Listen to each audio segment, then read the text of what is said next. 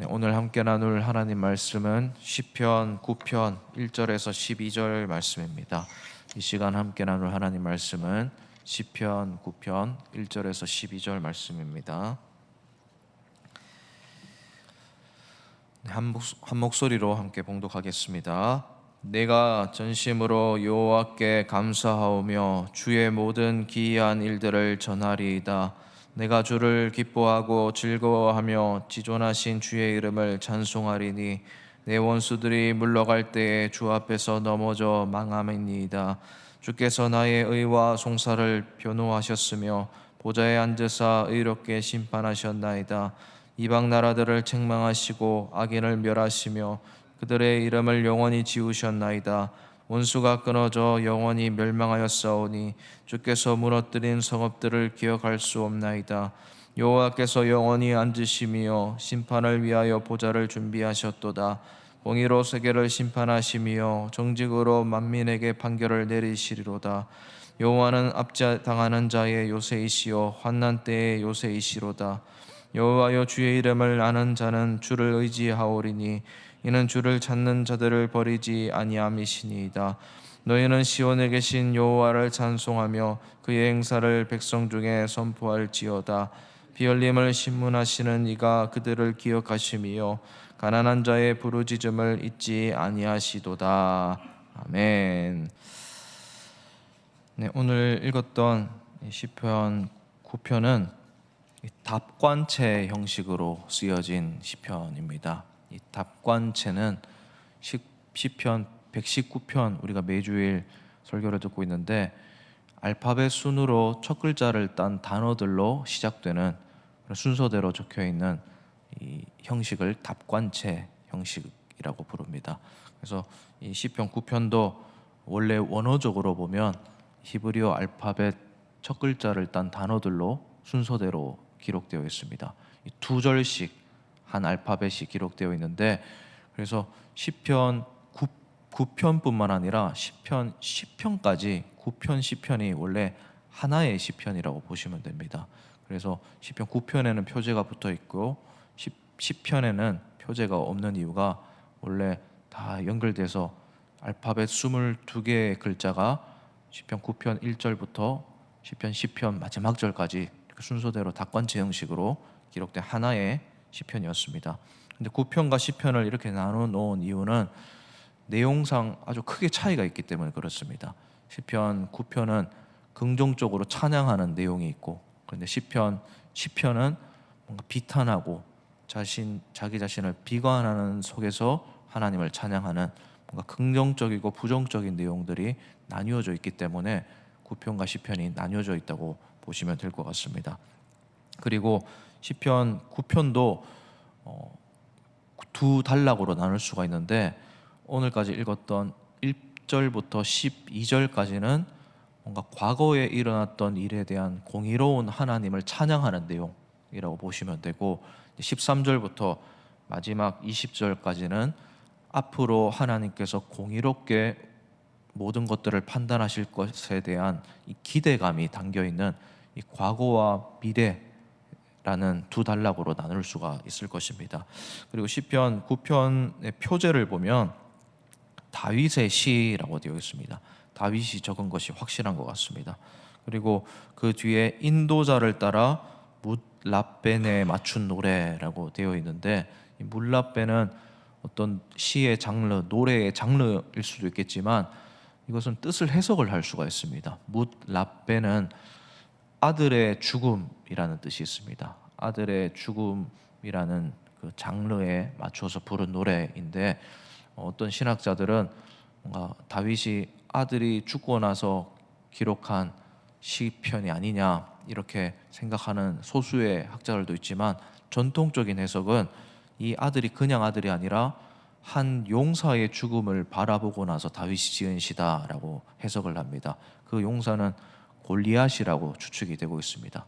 100% 확정적인 것은 아니지만 거의 전통적인 해석은 이 골리앗이 죽는 것을 경험한 후에 기록한 찬양시라고 보고 있습니다. 그래서 그렇게 본다면 이 오늘 읽었던 이 시편의 본문 내용이 뭔가 들어맞아 보입니다. 왜냐하면 골리앗은 원래 자기가 이길 수 없는 상대였거든요. 자기 힘으로 극복할 수 없는 난제였거든요. 근데 눈앞에서 하나님이 공의롭게 심판하시는 장면을 경험하고 하나님이 정말 살아계시는구나. 하나님은 진짜 그 사람이 한 대로 갚으시는 공의로우신 분이시구나 라는 것을 경험한 채 이 시편을 기록했다고 봐도 될 것 같습니다. 그래서 9장 1절에 보시면 전심으로 여호와께 감사하며 주의 모든 기이한 일들을 전하리이다 라고 노래하고 있습니다. 주의 모든 기이한 일들, 옛날 성경에 보면 기사라고 기록되어 있는데 정말 경이로운 일들을 다윗이 지금 과거를 회상해 보니까 찬양할 수밖에 없다라고 고백을 하고 있습니다. 여러분, 다윗은 골리앗 말고도 참 여러 가지 어려운 일들을 많이 경험했습니다. 그 중에서 골리앗만 이기는 경험을 한 게 아니라 참 우여곡절을 많이 넘어오면서 그 상황 속에서 하나님이 골리앗 같은 문제들을 해결해 주시는 순간들을 참 많이 경험했습니다. 그러니까 인생에 여러 가지 난제들이 항상 있었다라는 거예요. 골리앗을 이긴 것도 대단한 일이지만 그 일들을 이긴 것도 대단한 일이었다는 겁니다. 다 하나님의 은혜였습니다. 그러니까 이 시편을 읽는 독자들도 아마 마찬가지일 겁니다. 누구 하나 쉬운 상황에서 이 시편을 읽지는 않았을 겁니다. 찬양할 때 환경이 찬양할 만한 상황이라서 찬양하는 게 아니라 힘들 때에도 찬양할 수 있는 겁니다. 다윗을 보면서 자녀의 배신을 경험하기도 했고 자기 죄로 자기가 넘어져 보기도 했고 그리고 어렸을 때는 조금 차별당하는 가정에서 자라기도 했고 막 넉넉하고 부유한 환경에서 자란 건 아니거든요. 처음부터 왕의 자질이 있었던 건 아니거든요. 그런데 돌아와 보니까 다 하나님의 은혜로 이런 것들을 갖추게 되었다는 겁니다. 골리앗도 자기 힘으로 이긴 게 아니라 하나님의 이름으로 싸우다가 이기게 된 겁니다. 그런 거를 경험하면서 주의 기이한 일들을 찬양할 수밖에 없는 거예요. 찬양하면서 전할 수밖에 없는 겁니다. 참을 수 없는 겁니다. 사랑하는 성도님 여러분, 우리도 마찬가지입니다. 혹시 지금 어떤 어려운 가운데 있으신지 모르겠지만 우리 중에 누구도 마음 편하게 100% 마음이 평화로우신 분은 없을 겁니다. 다 한 가지씩 뭔가 근심이 있으실 거예요. 사업이 잘 되시는 분은 가족들 중에 뭔가 어려움이 있으신 분들도 있으실 거고 또 뭔가 자녀가 잘 되는 것을 보면서 기쁜 일도 있겠지만 내가 건강이 안 좋아서 힘드신 분도 있으실 겁니다. 참 주일날 와서 은혜 받을 때도 있겠지만 가정을 돌아봤을 때 늘 기도할 수밖에 없는 형편이 있으신 분들도 있으실 거예요. 그리고 그럴 때 우리 한 가지 잊지 말아야 될 것은 하나님과의 관계만은 흔들려서는 안 된다는 겁니다. 그렇게 흔들리지 않을 수 있는 가장 좋은 무기가 뭐냐면 지금까지 주님이 행하신 기이한 일들을 다시 생각하는 겁니다. 오늘 골리앗을 만났으면 저 골리앗이 두려울 때 예전에 내가 그 목동 시절에 하나님께서 그 힘들었던 상황 이기게 해주셨던 것, 그 기이한 일들, 내 힘으로 하지 못했던 것들 하나님이 이기게 해주셨지. 골리앗과 맞서 싸울 수 있는 겁니다. 또 골리앗을 싸운 경험으로 또 앞에 뒤에 일어날 일들을 또 이겨나가는 거예요. 우리가 오늘 힘들 때 기억해야 할 것은 과거에 하나님께서 기이한 일들을 행하셨다는 사실을 다시 생각해내는 겁니다. 처음 믿었을 때 아니면 믿으면서 힘든 일이 있을 때 이겨나가게 해주셨을 때 그때 기억하면서 또 50대, 60대, 70대, 80대를 또 하나님의 은혜를 찬양하면서 살아가는 겁니다. 여러분, 그런 주님의 기이하신 일들을 전심으로 여호와께 항상 감사하면서 살아가는 우리 성도님들 되시기를 주님의 이름으로 진심으로 축복을 드립니다. 그러면서 다윗이 노래하는 것이 내가 주를 기뻐하고 즐거워하며 라고 말하면서 2절에서 주의 이름을 지존하신 주의 이름을 찬송한다 라고 말씀하고 있습니다. 주님의 이름을 찬송하는 겁니다. 우리로 치면 예수님의 이름을 찬양하는 겁니다. 예수님의 이름으로 살아가는 겁니다. 여러분, 예수님의 이름을 찬양하면서 예수님의 이름으로 찬송하면서 살아가는 오늘 거룩한 주일 또 우리의 평생이 되기를 주님의 이름으로 다시 한번 축복을 드립니다. 그리고 다윗이 항상 경험했던 것이 원수들을 주님께서 물리쳐 주시는 것을 경험했습니다. 그 사실을 계속 노래하는데 이제 4절에 보면 나의 의와 송사를 변호하여 주셨다라고 말씀하고 있습니다. 그리고 보좌에 앉아서 의롭게 심판하신다라고 말씀하고 있습니다. 그리고 넘어가서 7절에서도 심판을 위하여 보좌를 준비하셨다라고 말씀하고 있습니다. 주님께서 공의롭게 다 판단하신다는 거예요. 주님께서 의로운 것은 의롭다 재판하시고 죄는 벌하시는 분이시라는 것을 이 다윗이 노래를 하고 있는데, 이 부분은 국가적인 것과 개인적인 경험이 녹아져 있는 것 같습니다. 왜냐하면 이 5절에 보면 이방 나라라는 명칭이 나옵니다. 이 국가적으로 지금 하나님의 심판을 해석하고 있는 겁니다. 그리고 8절에도 보면 공의로 세계를 심판하신다라고 말씀하고 있습니다.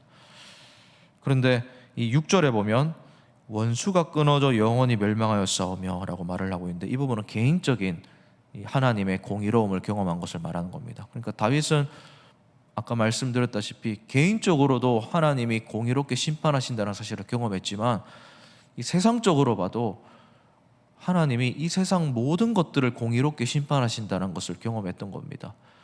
나라들이 흥망성쇠하는 것을 보면서. 여러분, 그런 의미에서 우리도 오늘 3월 1일을 맞이해서 이 점들을 다시 한번 생각할 수가 있습니다. 여러분, 생각해 보십시오. 그 일제 강점기 시대, 그 일제가 얼마나 대단했습니까? 이 아시아에만 영향을 미친 게 아니라 세계 열방을 향해서 영향을 미쳤거든요. 세상을 향해서 전쟁을 일으킬 정도로 대제국이었습니다. 그에 비해서 우리 대한민국 조선은 너무나 조그마한 나라였지 않습니까? 얼마나 우리를 바로 옆에서 괴롭혔습니까? 우리 정신을 완전히 빼앗아 가려고 했잖아요. 나라만 빼앗는 게 아니라 모든 것들을 바꾸어 버렸습니다. 그리고 1945년에 우리가 8월 15일 날 광복을 맞이했지만, 이 원래 일본이 항복하기 전에 전세가 불리해지는 것을 알고 우리나라에 아주 치명적인 해악을 끼치려고 계획했던 일이 있었습니다. 8월 17일에 우리나라에 있는 이 리더권에 있는 한 20만 명 되는 중요한 인사들을 8월 17일 날이 되면 방공호에 집어넣어서 대학살을 하려는 그런 계획을 세웠었는데, 마침 그 계획이 실행되기 직전에 8월 6일 날 이 핵 폭발이 히로시마랑 등지에 떨어지게 되고 일제가 완전 힘을 잃었습니다. 그러고 나서 이틀 전인 8월 15일에 항복을 선언하게 되고 우리나라가 광복을 이루게 되었습니다. 여러분, 이렇게 절묘하게 뭔가 들어맞는 이 우리나라를 향한 이 도움의 손길과 우리나라에 일어났던 해방은 너무나 뭔가 기이하지 않습니까? 정말 신묘막측하지 않습니까?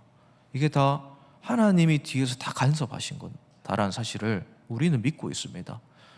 하나님께서 보이지 않게 악을 행했던 나라에 그대로 심판을 행하시는 경험을 우리는 이미 했습니다. 여러분, 그런 의미에서 지금 이 세상도 마찬가지입니다. 뭔가 공의롭지 못하는, 정의롭지 못하는 일들이 세상 곳곳에서 일어나고 있습니다. 하나님이 결국 하나님의 뜻대로 그 악한 일들을 심판하실 생생하게 살아있는 하나님이라는 사실을 꼭 기억하시길 바랍니다. 우리나라는 이미 경험했고 앞으로도 경험할 것이고 또 개인적으로도 우리는 경험하면서 살아가게 될 것입니다. 그러니까 하나님에 대한 이 신뢰는 절대로 흔들릴 수가 없는 겁니다. 하나님이 정말 기이하게 역사하시는구나. 하나님이 악은 확실히 심판하시는 분이구나. 재판 완전히 정의롭게 재판하시는 재판장이시구나. 이 사실을 우리는 기억할 수가 있는 겁니다. 그래서 다윗도 그 사실을 노래하고 있는 겁니다. 그리고 다윗이 또 기억하는 하나님에 대한 생각은 참으로 놀라운데, 이 12절 말씀에 보면 가난한 자의 부르짖음을 잊지 아니하시는 분으로 노래를 하고 있습니다. 이 9절에서도 보면 압제당하는 자의 요새이시야, 환난 때의 요새이시다, 이렇게 노래를 하고 있습니다. 뭔가 가난하고 압제당하고 그런 핍박을 당하는 사람들 편에 계신 하나님으로 다윗이 노래하고 있다라는 겁니다. 여러분, 다윗은 왕이 되어서도 늘 이런 마음을 가졌습니다. 늘 어려운 사람들에게 눈길이 향했습니다. 늘 가난한 자의 입장에서 그 사람들을 변호하는 사람이었습니다. 그래서 왕이 되어서도 그 힘들 때를 같이 보냈던 사람들을 신하로 많이 등용하는 모습을 보여줍니다. 여러분, 우리가 기억해야 될 것이 바로 이 사실입니다. 하나님은 어려운 사람들 편에 계신 하나님이십니다. 그러므로 우리도 늘 힘들어하는 사람 편에 생각하고 그 사람들 입장에서 살아가야 되는 존재라는 것을 우리도 잊지 말아야 되는 겁니다. 그렇게 살아갈 때, 우리의 시선이 낮은 곳으로 늘 향할 때, 겸손히 살아갈 때 하나님의 은혜가 우리 주변에서 계속 흘러가게 되어 있는 겁니다. 사랑하는 성도 여러분, 2026년에 더 어려운 사람들을 향해서 늘 그 입장에서 생각하며 살아가는, 또 늘 우리도 그런 입장일 수밖에 없다는 사실을 기억하면서 이 하나님의 기이한 일들을 많이 체험하고 또 주변에 그런 기이한 일들이 흘러가게 사용되는 도구로 사용되는 우리 모두가 되기를 주님의 이름으로 진심으로 축복을 드립니다. 오늘 우리 이 말씀 생각하면서 함께 기도했으면 좋겠습니다. 하나님은 모든 세상 만사를 공의롭게 다스리는 분이심을 늘 기억하고 살아가게 하여 주시옵소서. 사실을 기억하면서 또 개인적으로 기도할 제목들 기도하시면서 돌아가시도록 하겠습니다. 시간 함께 기도하시겠습니다.